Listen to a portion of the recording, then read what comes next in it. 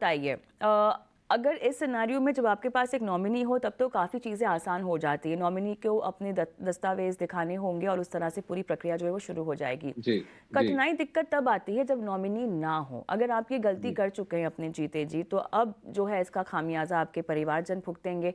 क्या क्या अड़चनें आएंगी, क्या प्रोसीजर आपको फॉलो करना पड़ेगा, कितना मामला हाँ, टल जाएगा? वो थोड़ा टीडियस प्रोसेस है क्योंकि हम्म। उसमें आपको प्रूव करना होता है, लीगल हायर सर्टिफिकेट दिखाना पड़ता है, कोर्ट से लेके चीज़ें आनी पड़ती है और स्पेशली अगर ये प्रॉपर्टी जहाँ पे कि आप भी हिस्सा है किसी परिवार के प्रॉपर्टी का, तो वहाँ पे भी क्लेम लेने में लोगों को परेशानी आ सकती है। इसलिए ये जब वो सारा मामला कोर्ट के हो जाता है, उसमें फिर अगर 2-4 भाई हैं या मतलब भाई-बहन है तो उसमें उनका एनओसी लीजिए और तमाम तरीके की चीज़ें करनी पड़ जाती हैं, तो ये काफ़ी टीडियस प्रोसेस है।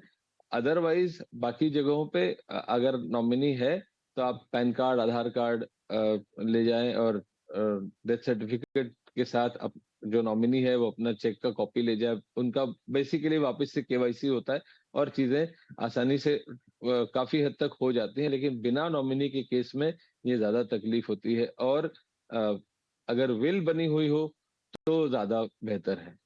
तो वसीयत में जी। अगर नॉमिनी लिखा हुआ है और कितना परसेंटेज लिखा हुआ है, नॉमिनी की पावर कितनी है, वो सारी चीज़ें अगर हो तो और आसान हो जाता है। लेकिन अदरवाइज़ अगर नॉमिनी नहीं है या विल नहीं बनी हुई है, तो जो लोग फैमिली के मेंबर्स हैं, स्पेशली जैसे मैंने कहा अगर कोई इनहेरिटेड प्रॉपर्टी में भी हिस्सा है और वहाँ नॉमिनेशन नहीं हुआ है, तो बहुत ज़्यादा तकलीफ हो सकती है। हो सकता है कि लोग अपने हिस्से से हाथ धो बैठें।